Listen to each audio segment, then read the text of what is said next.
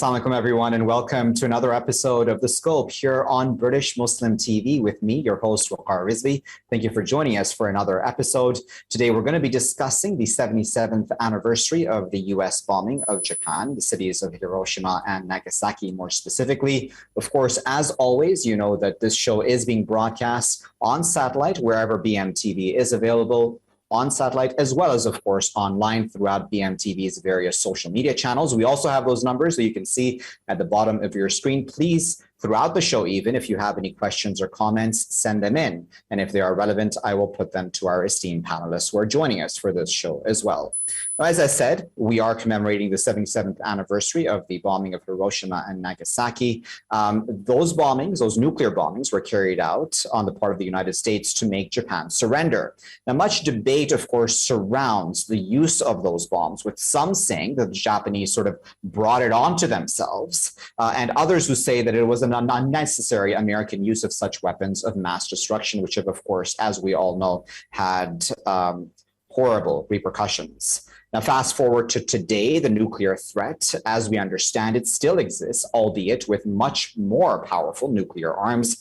We can talk about North Korea, to the open secret of the Israeli nuclear weapons program, to the Russia-Ukraine conflict, and even the Iranian nuclear deal. Nukes remain of concern.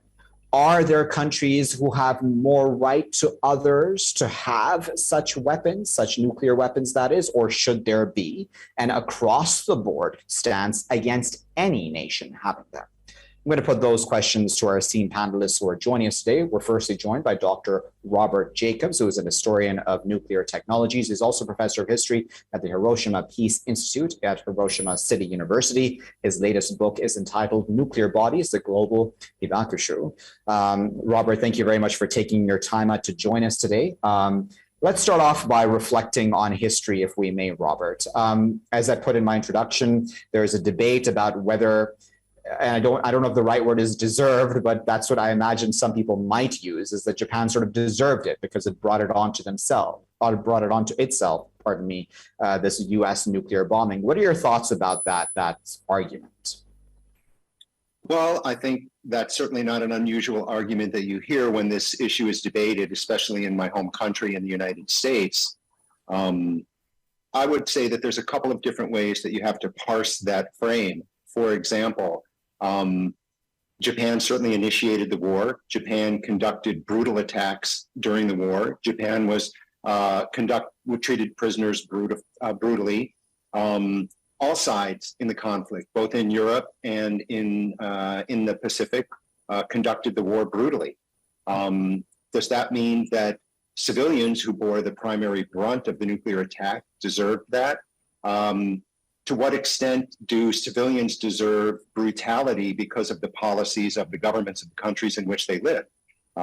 So during that war, there was a widespread slaughter of civilians on all sides. So it was not unusual at all, but I would certainly stop short of saying that that Japan deserved it, or that the Japanese people deserved it. And then, there's also then the question of why bomb Nagasaki then? Right? After having bombed Hiroshima, the question is then why wait a few days, and then why even bomb Nagasaki? Was that, as some people might argue, sort of an experiment to see how that bomb would sort of work? That's a really good question. It's certainly true that, for example, Japanese physicists who went to Hiroshima, for Japan, suddenly Hiroshima was destroyed, which was not unusual for Japanese cities being firebombed. And the enemy, the United States, claims we did it using a new weapon, a nuclear weapon. Well, you don't just believe what your enemy says in a statement. So Japanese physicists were sent to Hiroshima to verify whether this was a nuclear weapon. And it took them over 3 days to get to Hiroshima and to determine, yes, it was a nuclear weapon. So if the idea was that this use of this weapon would compel surrender by itself, Japan was not really even in a position to determine that this was true before Nagasaki was attacked. And there's, of course, a lot of discussion about whether these attacks were the last act of World War II or the first act of the Cold War. And this is one reason to see that the two weapons in Hiroshima and Nagasaki were completely different designs. And so there's a reason to believe that the United States was interested to see how both weapons performed and what the impacts of both weapons were. So the U.S. readied and quickly used the weapon, and that's widely, even in 1945, was decried as barbaric to attack a second city before allowing time for surrender.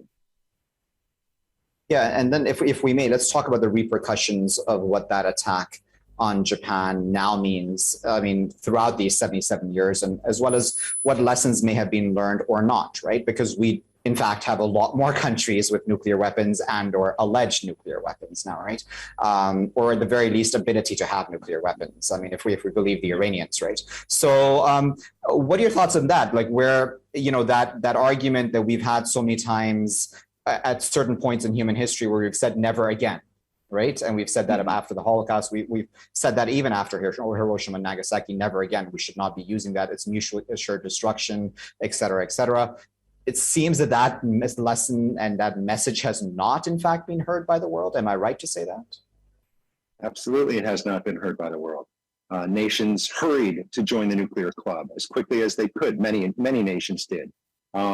Some nations considered making nuclear weapons and turned away from it. But when you manufacture over 100,000 weapons, primarily the former Soviet Union and the United States, you're not saying never again. You're saying we're ready for this in large numbers, in multiple ways. And so I would also point out that while people said never again, over 2,000 nuclear weapons have been detonated since the attacks on Hiroshima and Nagasaki. And so those, especially large hydrogen bombs, had very, very serious impacts on human beings. So instead of never again, the lesson that was learned was these weapons come with political power, come with status, and give you a tremendous capacity. So the weapons were embraced as militarily, even though they may have been deplored ethically. All right, I believe we now have our other panelist is now joining us. We're now joined by Dr. Alex Wellerstein as well. He is a historian of science and nuclear technology. He's also associate professor and director of science and technology studies at the Stevens Institute of Technology. His latest book is called Restricted Data: The History of Nuclear Secrecy in the United States. Alex, we really appreciate you joining us here today in the Scope here on BMTV. If I may, Alex, I'll just bring you into the conversation directly. But I was talking there with Robert about the lessons or not that have been learned in the 77 years since the nuclear bombing of Japan, and that about the fact that we have a lot more nuclear arms, in fact, in the hands of a lot more countries, or alleged nuclear weapons, at least in the case of the Iranians. Why have we not learned the lessons? Have we, in fact, learned the opposite lesson where, for example, the North Koreans would, for example, argue that actually it's a very good deterrent? I think that's a great question. I'm really glad I could be on here. I'm sorry we had some technical difficulties connecting a second ago. No worries at all. Yeah, I think it's a tricky thing because, and I heard a little bit of what Professor Jacobs was saying, and I agree with much of that. The reactions to Hiroshima and Nagasaki were pretty complex. Some people indeed saying, okay, this shows you that this can, as he put it, never do it again. But on the other hand, people saying, well, maybe we want to have the option, or maybe we need to look like we're pursuing that option in order to prevent it from happening. And I think that ambivalence is really core to the nuclear age, and especially to the United States and its relationship with nuclear weapons. I think there's a lot of questions about what the lessons are meant to be. The lessons to Americans were very different than the lessons to the Japanese, and very different to the lessons to the Soviet Union. And as you point out, are going to look very different to a country like North Korea or something along those lines. So I think one of the tricky parts of this is that the lessons themselves are somewhat ambiguous. And depending on where you are in the world, you're definitely going to take a different set of lessons from this bit of history, and those don't necessarily tell you what to do next. And that's troubling then, isn't it, Alex, where we then possibly would have people justifying, for example, what happened in Japan. For example, the fact that, and I had spoken to Robert about this earlier, that the Japanese sort of brought this onto themselves. What are your thoughts on that? It's a really tricky situation because on the one hand, it's not like the Japanese military or high command were exactly the good guys in this war, right? They did not have a love of civilian life or human life or even the life of their own citizens in the way they waged that war in the context. That was just not the set of values. And so on the one hand, they're pretty villainous.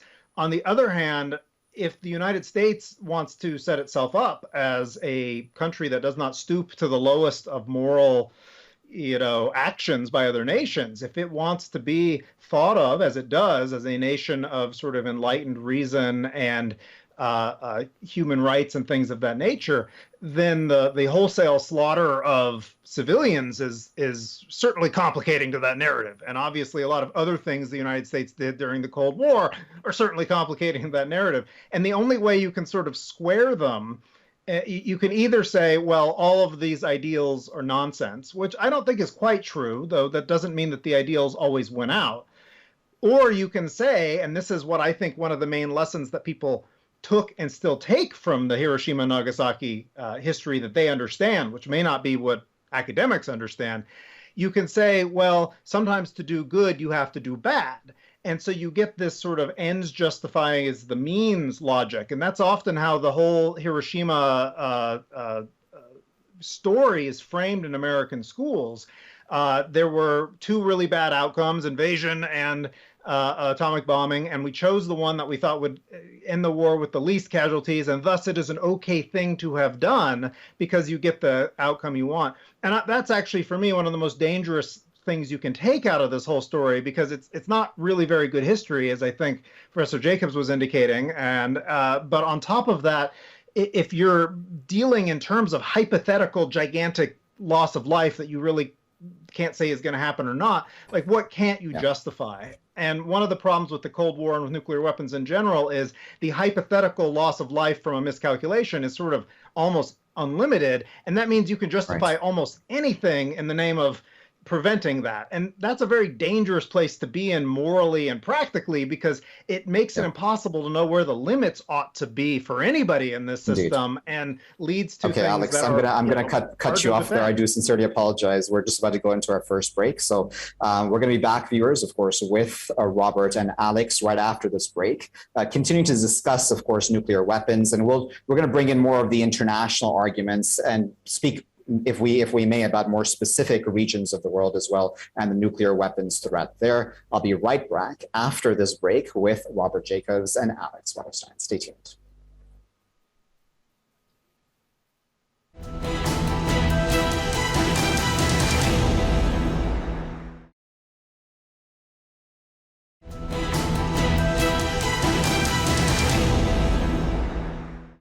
Welcome back, viewers. You're still here in the scope with me, Waqar Rizvi, here on BMTV, and we're continuing to discuss nuclear weapons and reflecting, of course, on the 77th anniversary of the U.S. bombing of Hiroshima and Nagasaki, those Japanese cities, in an effort to get Japan to surrender. We're still joined by Robert Jacobs and Alex Wellerstein. Now, Robert, before going into the break, we were discussing there with Alex about more of the international angle on this, and I know I touched upon this with you as well in the first segment, but I wanted to speak about the current situation vis-a-vis nuclear weapons, right? So the big one that everyone always talks about is Russian nuclear weapons versus American nuclear weapons, the START treaties.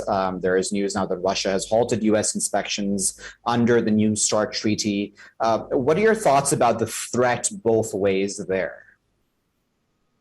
Well, I think that it's clear that both Russia and the United States are in a period of antagonism towards each other. I don't believe that will likely end in nuclear exchange, but it certainly will end in the lack of cooperation and the lack of any sense of common goals. At this point, they're just very adversarial towards each other, so those inspections will not continue. But it seems unlikely to me, for example, to speak just quickly about Russia and the United States, there's very unlikely to be a nuclear exchange. These are not militarily useful weapons. Neither country would really be able to accomplish military or political goals with these weapons. So their primary use is as threats and as menace. And this is one of the reasons those two countries have stood out, because by producing well over 80% of the weapons, the risks that come from accident, the risks that come from miscalculation, those are more likely to happen with where 80% of the weapons are. So there's definitely it's definitely an increased risky time, but I don't think we're in any risk of an intentional exchange or use of weapons. Alex, that's interesting because of course, I want to get your thoughts certainly about Russia versus the US when it comes to nukes, but then beyond that, then other countries watching the situation. So for example, the Iranians, right, watching the situations would also think to an extent, maybe it's not that bad if we get a nuclear weapon because it would be a deterrent. It would stop anybody from thinking of attacking us, be it the Israelis or the Americans. What would be the argument against that then? Oh, it's me. I mean, yep. This is a hard argument to make. If the United States and these other nuclear nations say, which they do, that nuclear weapons are core to their security and are core to how they, think of their own defenses, it's very hard to go to other nations, especially ones that feel threatened, and say, you don't need these weapons. You shouldn't have them. They're not something you need.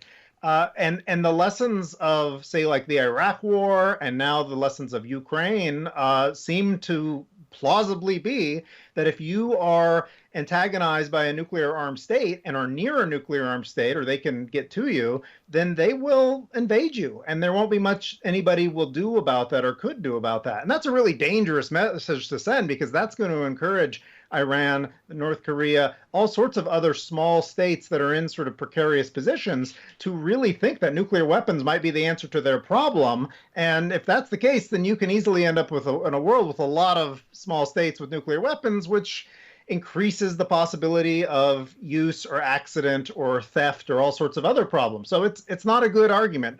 A better approach would be to try and convince the Iranians that they do not need nuclear weapons for their security. But that conflicts with the priorities of threatening the Iranians. So it's kind of a lose-lose in some ways.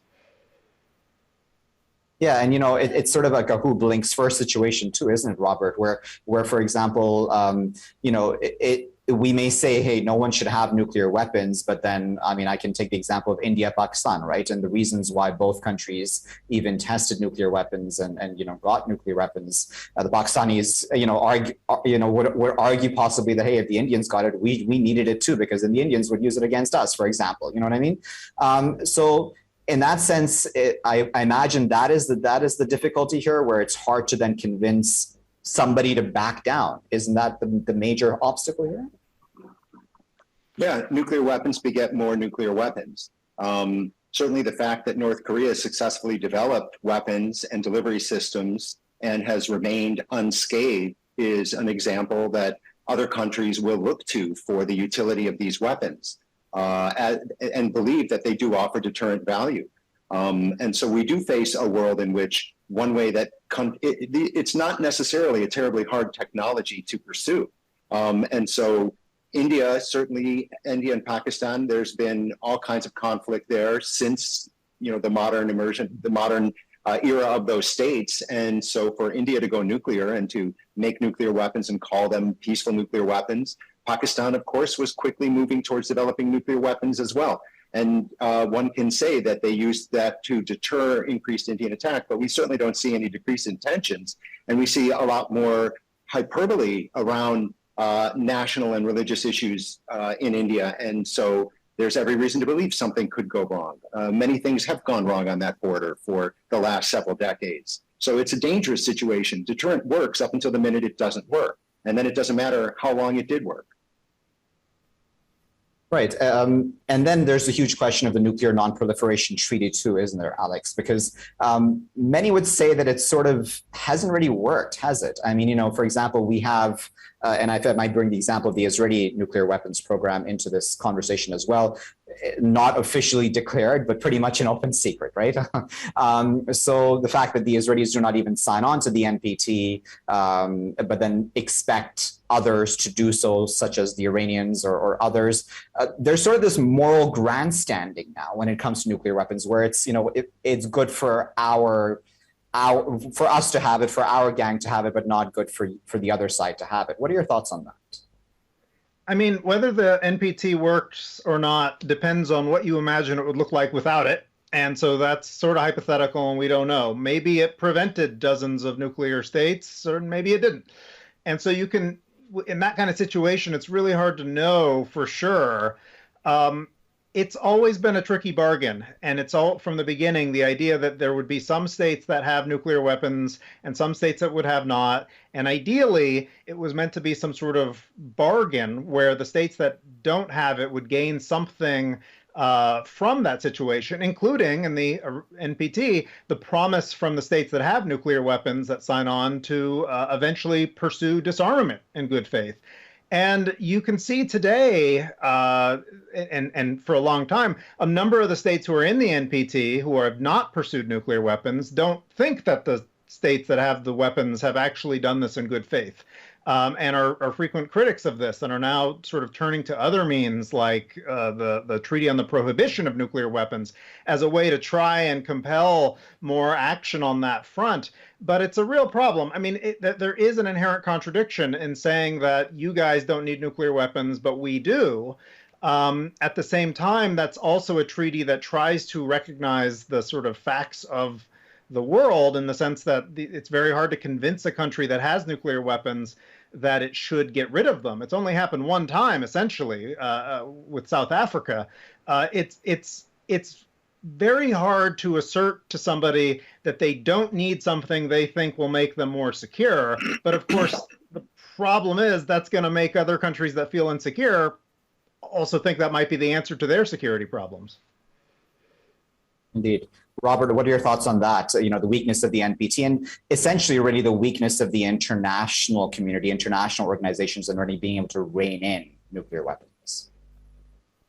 Well, I think that it's been half-hearted all along. I think that, of course, the nuclear weapon states that are legally recognized by the NPT did not want to see proliferation. There still has been proliferation. And as Alex said, we don't really know. There could have been much, it could have stopped more proliferation. So it's hard to say what world might have been. But a key tenet of the NPT is that the legal nuclear weapon states slowly disarm and abolish their weapons. And there really doesn't seem, all of these countries are modernizing their weapons and investing in weapons and delivery systems. And so one of the takeaways, when you look at all of these regions and you look at these behaviors, one of the takeaways, which was said in 1945, after Hiroshima and Nagasaki, is that human beings are not socially mature enough for weapons like this. It was compared to a toddler being given a gun. And so there were calls at that time, idealistic philosophical calls, to try to find a way to mature human political behavior and human social behavior. And we're now 77 years later, and there's no sign of it. What we see is nations acting like immaturely and just trying to pursue their own self-interest in a way that maximizes their ability to threaten others and minimize the ability of others to be in a position to respond. And it doesn't give one much confidence. It doesn't bode well that we're still managing these weapons with the same sorts of immature, brutal behaviors. So this is one of the things that I would say is the takeaway is we haven't really learned that much. Yeah. We have about a minute and a half left till the end of the show, Alex. So I just wanted to give you the final word. What do you think is the near to midterm future when it comes to nuclear weapons? I know this is a crystal ball question, but there's talk about the Saudis possibly getting it, even the Emiratis, so we're throwing possibly more nukes into the hotbed of the Middle East. Is that likely to happen, do you think? I don't know what's likely to happen. I would just say that as a historian, one of my observations is that you don't really know what's going to happen. Nobody really knows what's going to happen. But you do have some choices. You do have some agency. And so there's no reason to be sort of fatalistic and to think that any of this is inevitable or that anything that you don't want to happen has to happen that way. There have been plenty of moments in the history of nuclear weapons where things looked like they were going off a cliff and then they made a sort of 180-degree turn and you get something like the Partial Test Ban Treaty or something like that. You get some breakthrough that seems to reduce the risk or reduce the problem. But you do have to sort of be open to those when they come. And not every time is open, is going to be a possibility for that kind of turnaround. But we should be hoping that there might be some kind of turnaround soon. And if there is one, we should hope that our leaders know that if that's what we want, they should be aware of that. Very well. We'll leave there as a final word, but we really appreciate Alex Wellerstein and Robert Jacobs for taking their time out of the no doubt very busy schedules to speak to us today here in the Scope. We were discussing their viewers and reflecting certainly on the 77th anniversary of the U.S. bombing of Hiroshima and Nagasaki, those Japanese cities, those bombings taking place after World War II in an effort to have the Japanese surrender. We spoke in detail, of course, about those attacks and the necessity or not of them and the debate about that, and also just about the modern era then and the fact that we still have nuclear weapons and increasing proliferation, in fact, of nuclear weapons, and what that says then about the weakness of the international community in reining in these horrible weapons of mass destruction. I thank Robert and Alex again, and I thank you all for watching as well. Please do join us again next week for another hot episode here on The Scope, here on BMTV. Thank you very much for watching today.